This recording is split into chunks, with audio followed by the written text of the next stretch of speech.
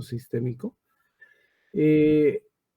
Por si acaso son las diapositivas con las que les he presentado a los residentes, por si están los del centro de estudiantes. Y son también, el tema está actualizado.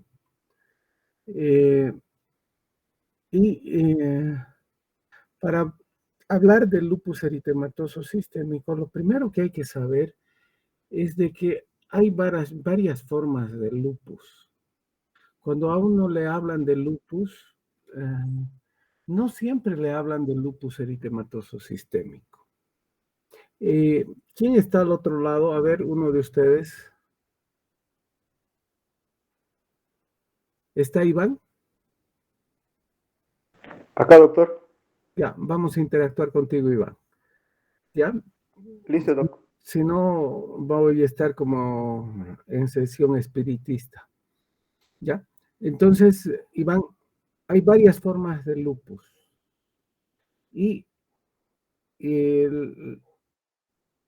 a uno le hablan de lupus y en realidad puede ser cualquiera de estas tres formas. Un lupus discoide o lupus cutáneo puro, un lupus inducido por fármacos o el lupus eritematoso sistémico, que es una enfermedad del tejido conectivo, que es la enfermedad autoinmune, como habíamos visto cuando repasábamos inmunología, una enfermedad autoinmune, órgano no específica. ¿Ya? El lupus eritematoso sistémico, el lupus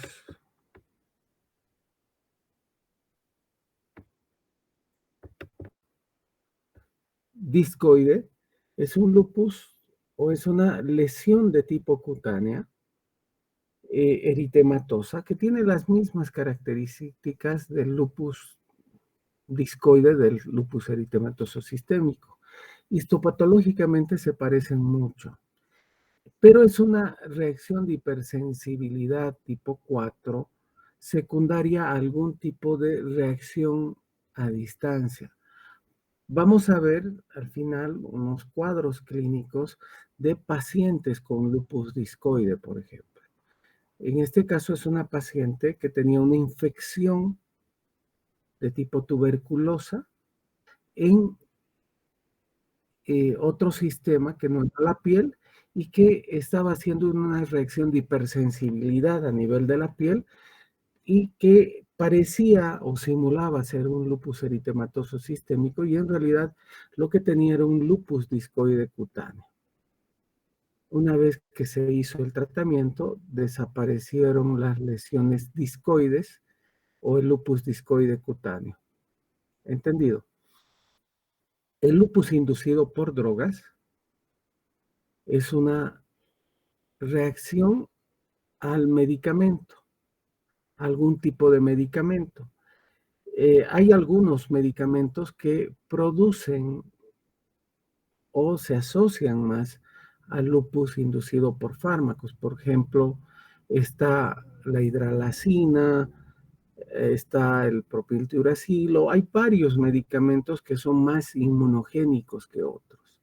Hay dos vías metabólicas en general que van a producir el lupus inducido por fármacos. Básicamente está la vía de la alteración a nivel celular en la metilación de algunas proteínas o metilación de algunos, metilación de estos medicamentos o alteración en la acetilación a nivel del hígado de estos medicamentos también.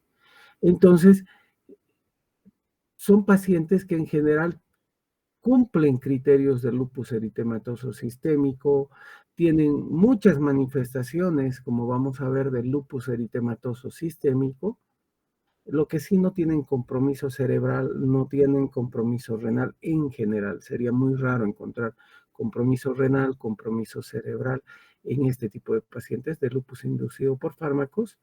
La característica del lupus inducido por fármacos es que tienen un antihistona positivo, que es un marcador, y la otra característica de estos pacientes es de que no tienen anti-SM, no tienen anti-DNA positivo, y otra característica es de que una vez que uno suspende el medicamento, el paciente con dosis relativamente pequeñas de corticoide van mejorando y desaparece la enfermedad. A diferencia del lupus eritematoso sistémico. ¿Ya? ¿Les queda claro? Entonces, cuando hablamos de lupus, uno siempre tiene que tener presente de que no solo hay el lupus eritematoso sistémico. Estas otras dos formas de lupus son, aunque muchísimo más raras, pueden existir.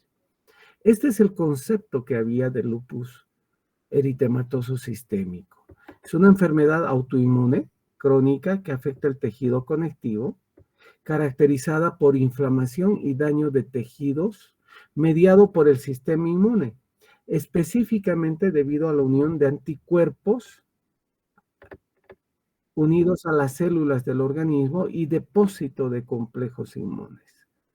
Miren, este concepto que es todavía el que se maneja en algunos medios o en algunos grupos, es un concepto netamente inmunológico, ¿sí?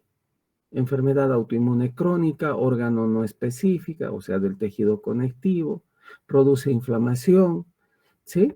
Está mediada por el sistema inmunitario, hay hipersensibilidad de tipo 2 y principalmente depósito de inmunocomplejos, hipersensibilidad tipo 3. O sea, hay unión de antígeno con anticuerpo y que están solubles en el plasma, o sea, DNA con anti-DNA, factores nucleares con antinucleares, y esos van viajando por el plasma, como vamos a ver, y van a producir la enfermedad. Pero fíjense que esta es netamente una definición inmunológica.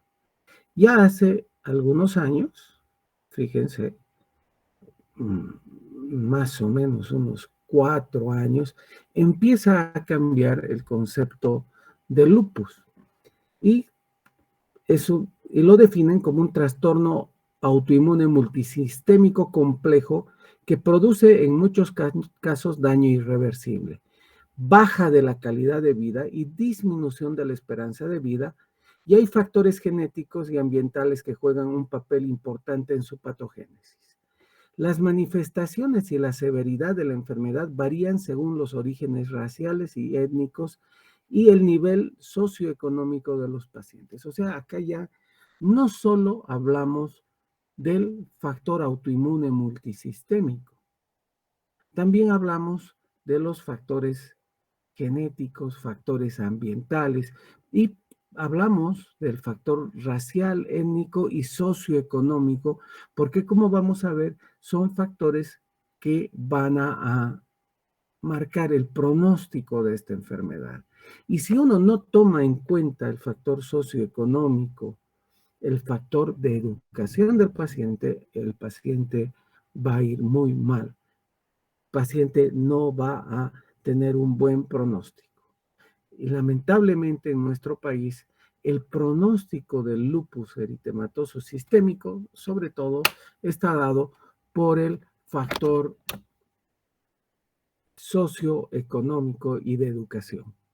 Hay pacientes con lupus relativamente leves, que empiezan con lupus leve, que llegan al hospital Viedma o que llegan a la consulta privada, y que una vez que uno les hace el diagnóstico de lupus, terminan yéndose a CLISA con médicos de medicina alternativa, terminan yéndose a otro tipo de medicina alternativa donde les están poniendo células madre, les están colocando ozonoterapia, donde la verdad les engañan, les venden esperanza y el paciente termina con un pronóstico pésimo. ¿Entendido? Miren, muchachos, esta es la epidemiología actualizada del lupus eritematoso sistémico, del up-to-date, esto es reciente. La prevalencia es de 20 a 150 casos por 100.000 habitantes y la incidencia es de 1 a 25 casos. Esto va variando de acuerdo a los diferentes países y lugares. En Latinoamérica esta incidencia y prevalencia es mucho mayor.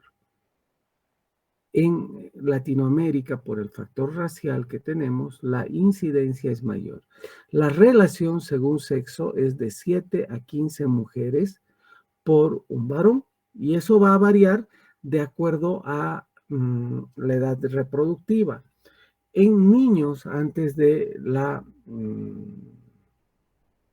pubertad es más o menos 2 a 3 niñas por un varón, y durante la menopausia baja esa relación porque hay una disminución de los estrógenos en la mujer, lo que nos indica de que hay un factor hormonal gatillante muy importante. La edad de inicio, la mayor parte de las personas que inician el lupus eritematoso, por lo tanto, habíamos dicho que eran mujeres. ¿Y en qué edad está la mayor parte de los pacientes con lupus? Entre los 16 y 55 años. Por lo tanto, la mayor parte de las personas están en edad fértil y en edad productiva. Menores de 16 años hay un 20%, por lo tanto el 20% son niños, y más de 55 años hay un 15% de pacientes. En cuanto a la etiopatogenia, hay factores predisponentes y hay factores gatillantes. Y eso va en todos los tipos de enfermedades del sistema inmunológico. Enfermedades por hipersensibilidad, o sea, hablamos de alergias. Hay factores predisponentes y hay factores gatillantes. Enfermedades autoinmunes órgano-específicas, como la diabetes mellitus tipo 1. Hay factores predisponentes y factores gatillantes. Enfermedades autoinflamatorias, hay factores predisponentes y hay factores gatillantes. En cualquier tipo de enfermedad donde interviene el sistema inmunológico, hay factores predisponentes y hay factores gatillantes. ¿Cuáles son los factores predisponentes? Son factores genéticos. ¿Y qué genes están relacionados? Los más importantes siempre son los genes relacionados al HLA o complejo mayor de histocompatibilidad. ¿Por qué este gen está involucrado en lo que es autoinmunidad, hipersensibilidad? Acuérdense cuando hablábamos de inmunología, ¿quién es el encargado de presentar lo propio y lo extraño? Iván, el HLA. ¿Se acuerdan que el HLA clase 1 presentaba linfocito citotóxico y el HLA clase 2 era el que presentaba al linfocito helper? Por lo tanto, el HLA es el que presenta lo propio y lo extraño. Por lo tanto, este HLA es el encargado del momento más importante de lo que es reconocimiento de lo propio y lo extraño. Por lo tanto, es ese momento que se produce, entre comillas, la confusión del sistema inmunológico y se va a predisponer a lo que es la autoinmunidad. Por eso, los genes relacionados al HLA están en relación a lo que es la autoinmunidad. También hay genes no relacionados al HLA, por ejemplo, genes que codifican el complemento, por ejemplo, alteraciones en el complemento, déficit del complemento, van a producir predisposición al lupus. Genes que codifican mal la interleuquina 10 van a predisponer al lupus eritematoso sistémico. Y la presencia de células autorreactivas. Habíamos dicho que en el timo aprendíamos a reconocer lo propio y extraño, y las células que empezaban a reaccionar contra nuestro propio cuerpo, contra nuestras propias estructuras, contra nuestros propios antígenos, eran eliminados. pero por algún motivo habían células autorreactivas que escapaban a esa restricción y escapaban del timo y se iban a quedar en los órganos linfoides secundarios.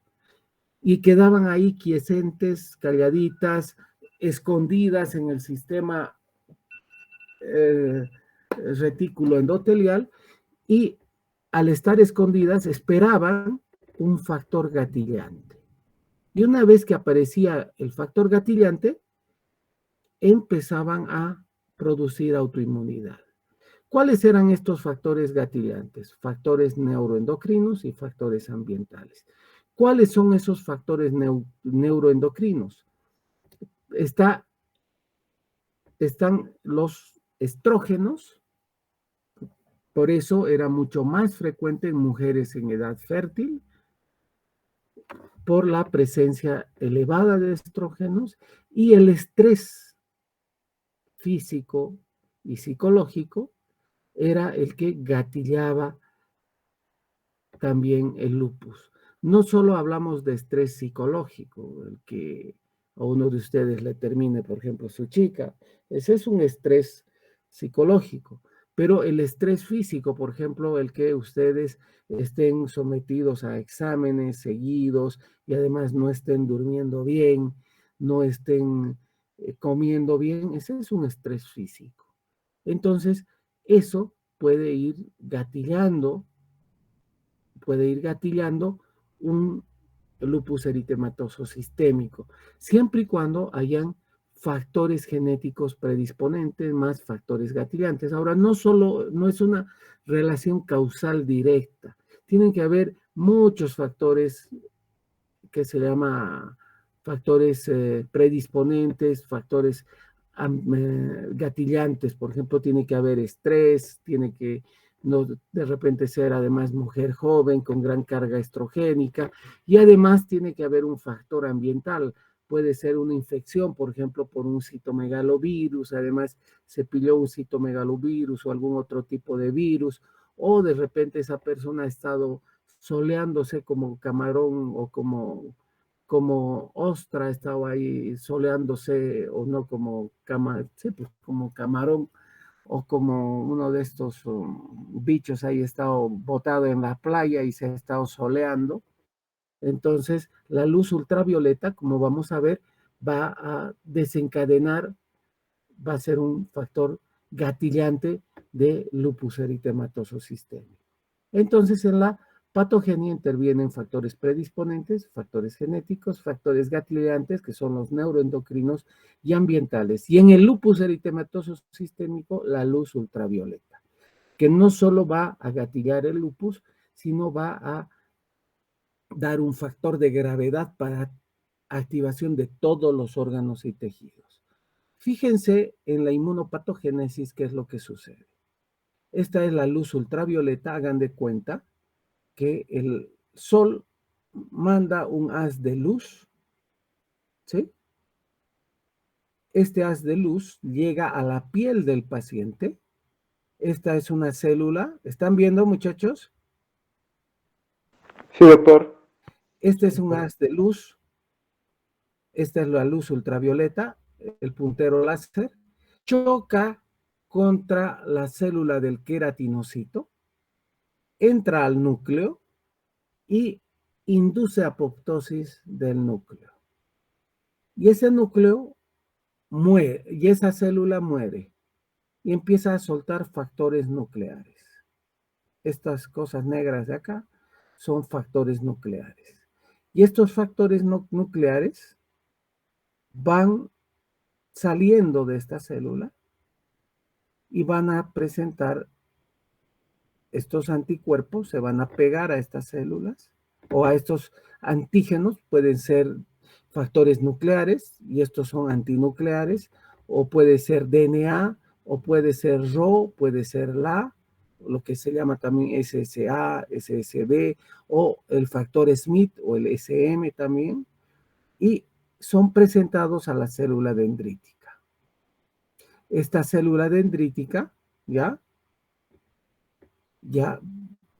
va a ser presentado a través de un complejo inmune al Toll-like, y esto va a producir gran activación de interferón alfa, ¿sí? Y estimulación de ¿qué? Del linfocito, de un linfocito T.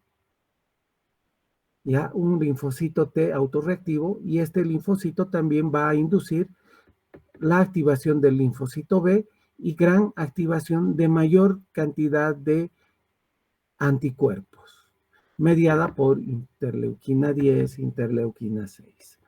Esa es una de las vías. También, al morir esta célula, va a ser captada por una célula presentadora de antígeno y va a presentar también al linfocito T autorreactivo, ¿sí? Y este linfocito va a inducir al linfocito B a gran producción de, o a este linfocito autorreactivo a gran producción de autoanticuerpos. Y de esa forma se produce la autoinmunidad. Acá tenemos otra imagen. También esto es un resumen para que tengan una idea. Normalmente tenemos células que van a producir anticuerpos y tenemos ahí metido el complemento. Acá tenemos células autorreactivas.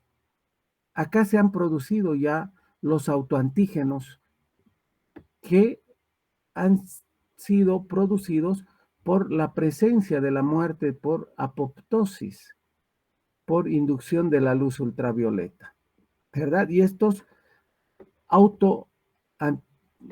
autoantígenos están circulando, miren, están circulando. Y estas células B autorreactivas van a producir autoanticuerpos. Estas células autorreactivas ya han sido estimuladas por este linfocito T. Y al ser estimuladas, fíjense, van a ir a unirse a estos autoantígenos y van a producir inmunocomplejos. Y van a empezar a viajar estos inmunocomplejos a la circulación terminal, por ejemplo, el riñón. Y se van a ir a depositar en la circulación terminal del riñón, de la piel, del cerebro, del pulmón, y van a ir, o del hígado, y van a ir a depositarse. Y se van a ir depositando, y se van a ir depositando. Y el complemento va a ir a romper estos complejos inmunes. Y acá también se va a producir lo que se llama citotoxicidad mediada por inmunocomplejos. ¿Y qué va a pasar? Se va a producir gran inflamación de este tejido. ¿Y qué va a pasar en el riñón? Se va a producir una glomerulonefritis o nefropatía lúpica. ¿Les queda claro, muchachos? Sí, doctor. Sí, doctor. Ahora, vamos a hablar de la parte clínica del lupus eritematoso sistémico. Cuando uno habla de la parte clínica del lupus eritematoso sistémico, hay que ver de que el lupus tiene un compromiso multisistémico, tiene diversidad en su presentación, tiene un curso ondulante a lo largo del tiempo y las manifestaciones se acumulan a lo largo del tiempo. Tiene estas 4 características clínicas.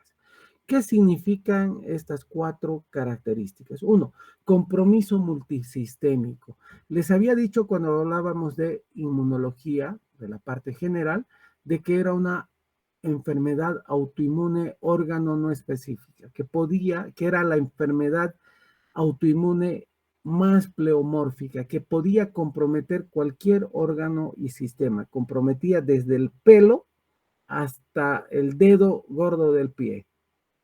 Entonces podía producir alopecia, podía producir compromiso cerebral, podía producir compromiso ocular, podía producir compromiso del corazón, producía en corazón pericarditis, producía miocarditis lúpica, producía infarto agudo de miocardio, producía arritmias cardíacas, producía endocarditis de Littmann-Sachs. Por lo tanto, produce el lupus un compromiso multisistémico, produce glomerulonefritis, de todo tipo de compromiso renal, compromiso del pulmón, compromiso del páncreas, produce pancreatitis lúpica, hepatitis lúpica, produce hemorragia digestiva, produce lo que ustedes quieran, produce un compromiso multisistémico. El lupus tiene una diversidad en su presentación. Hay pacientes que tienen lupitos, tienen un lupito, decimos. ¿Por qué? Porque tiene un poquito de eritema facial, tiene un poquito de artralgia, un antinuclear positivo y tiene, no sé, leucopenia. Ese es un lupito, o sea, es un lupus leve. Pero hay pacientes que tienen nefropatía lúpica, además tienen un compromiso cerebral, donde hacen una cerebritis lúpica y además hacen una glomerulonefritis lúpica y además ese paciente hace un lupus catastrófico con hemorragia pulmonar. Hay otros que solo hacen compromiso pulmonar, hay otros que hacen una hepatitis lúpica terrible. Por lo tanto, hay diversidad en su presentación. No todos los pacientes se presentan igual. Y un mismo paciente a lo largo del tiempo va presentando diversas manifestaciones. Por ejemplo, hace 10 años un paciente solo hizo compromiso hematológico con, por ejemplo, anemia hemolítica y cumplía criterios de lupus eritematoso sistémico y desapareció la anemia hemolítica y no molestó más el lupus. Y 5 años después empieza a ser una nefropatía lúpica. Entonces hay diversidad en la presentación, incluso en un mismo paciente. El curso ondulante a lo largo del tiempo. Hay pacientes que tienen una activación y todo el tiempo van a tener un lupus siempre algo activo. O de repente hay pacientes que tienen un curso más ondulante, tienen activaciones leves, desaparece el lupus, entra en remisión con poco tratamiento, después otra vez se activa, hacemos poco tratamiento, desaparece. O hay otros que hacen gran activación, uno hace un tratamiento intenso y el lupus desaparece y no molesta un buen tiempo. O hay otros que cada vez hacen activaciones y remisiones completas. Y otra vez se activa después de un año. Y uno sabe, este paciente se activa cada 3 años, no sabemos por qué, o se activa cada invierno se activa o cada otoño se activa. Hay un curso ondulante a lo largo del tiempo en algunos pacientes. Y algunos pacientes tienen manifestaciones que hacen, y las manifestaciones se acumulan a lo largo del tiempo. ¿Qué significa esto? Que, por ejemplo, si a los 10, 12 años alguien tuvo una anemia hemolítica y luego de 10 años, por ejemplo, empieza a ser, no sé, empieza a ser una nefropatía lúpica, probablemente ese paciente tenía lupus desde los 8, 10 años o 12 años. Entonces, las manifestaciones se acumulan a lo largo del tiempo. Yo he visto pacientes que fueron diagnosticados de lupus, de fiebre reumática con artritis, carditis, y para el médico hace años era una fiebre reumática y en realidad yo creo que fue manifestación de un lupus eritematoso sistémico. Le dieron corticoides, mejoró el niño y después de muchos años ya tiene un lupus mucho más completo, más florido, ¿ya? Esos pacientes, revisando bien las cosas, tenían leucopenia, linfopenia, ¿ya? Y en algunos incluso se guardó el suero y se les hizo antinucleares, anti-DNA, y ya tenían desde esa época antinucleares y anti-DNA positivo, ¿ya? Entonces las manifestaciones se acumulan a lo largo del tiempo. Fíjense, el lupus siempre ha sido una enfermedad muy difícil de diagnosticar. Y para poder diagnosticar el lupus, se usan los criterios de clasificación. Son criterios de clasificación, muchachos. No son criterios diagnósticos. Quiero que entiendan bien eso. Y es pregunta. No son criterios diagnósticos. Son criterios de clasificación. ¿Quién hace el diagnóstico de lupus? Es el médico. ¿Entendido? Iván. Sí, doctor, acá. ¿Quién es el diagnóstico de lupus? Es el médico, no son los criterios de clasificación, ¿verdad? Y desde el año 82 ya hay criterios de clasificación, ¿sí? Esto fue publicado el año 82 en esta revista, en el Arthritis and Rheumatism, y estos criterios tenían un 95% de sensibilidad y un 85% de especificidad. Y con esos criterios, estos son los porcentajes de presentación de las diferentes manifestaciones de los criterios de clasificación en pacientes latinoamericanos según el Grupo Latinoamericano de Estudio del Lupus. Fíjense, la artritis se presenta prácticamente en todos los pacientes. El antinuclear casi en todos los pacientes. ¿Sí? El antinuclear es muy sensible, pero poco específico, mientras el DNA y el SM son específicos, pero no son sensibles. La fotosensibilidad se presenta en un poquito más de la mitad de los pacientes. El rash en pacientes latinoamericanos es muy frecuente, en el 61%, y las úlceras orales casi en la mitad de los pacientes. La serositis es poco frecuente y el compromiso renal está casi en la mitad de los pacientes. El compromiso hematológico en más de la mitad de los pacientes, en el 60%, y el compromiso del sistema nervioso central solo en un cuarto de los pacientes, en el 26%. No es necesario que sepan estos porcentajes, ¿ya? Lo importante es que sepan que la artritis se presenta casi en todos los pacientes. Y otra cosa bien importante es que las células LE que siguen pidiendo en nuestro medio ya no se piden hace más de 80, 90, 2000, 2011. Hace más de 40 años no se piden células LE.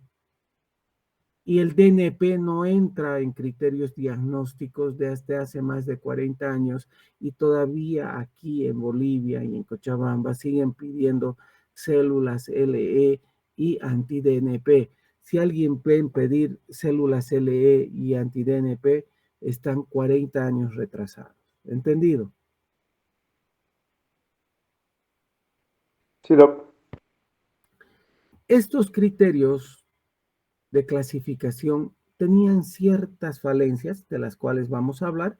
Es por eso que el 2014 surgen los criterios de clasificación, vuelvo a repetir, del 2014. Y el 2014 se hace, suben de 11 criterios a 17 criterios. ¿Ya? ¿Y qué características tiene estos criterios? Suben muchísimo la sensibilidad, pero bajan la especificidad. ¿Qué significa eso? Acá, en estos criterios de clasificación del 2000, del 82, captábamos a muchos lupus. Vamos a hablar eso de sensibilidad y especificidad en otra diapositiva. Pero, ¿cuál es el aporte del 2014? Se hace una descripción mucho más detallada de la parte clínica de los criterios de clasificación del lupus. Y es de lo que vamos a hablar a partir de mañana. ¿Cuáles son los criterios de clasificación? ¿Cuál es el lupus cutáneo? ¿Cómo son las manifestaciones? ¿Cómo es el eritema malar? Vamos a hablar de toda la parte clínica del lupus, ¿ya? ¿Qué características tiene la fiebre? De todo eso, de la parte clínica, de las manifestaciones clínicas, vamos a hablar mañana. ¿Entendido? Pero Los criterios de clasificación del 2014 ya bajan en sensibilidad y aumentan en especificidad. ¿Ya? Listo, entonces, muchachos. Mañana ya hablamos, ya va a ser -4, tienen que ir a práctica. Entonces, mañana a las 7 en punto hablamos de los criterios de clasificación del 2014 y vamos a ver cada una de las características clínicas de los criterios de clasificación.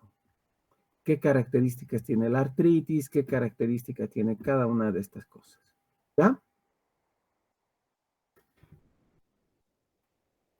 Está bien. ¿Alguna pregunta hasta acá?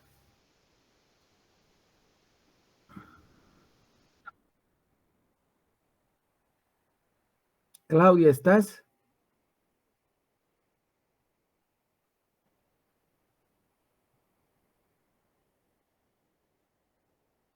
No está Claudia, mi alumna.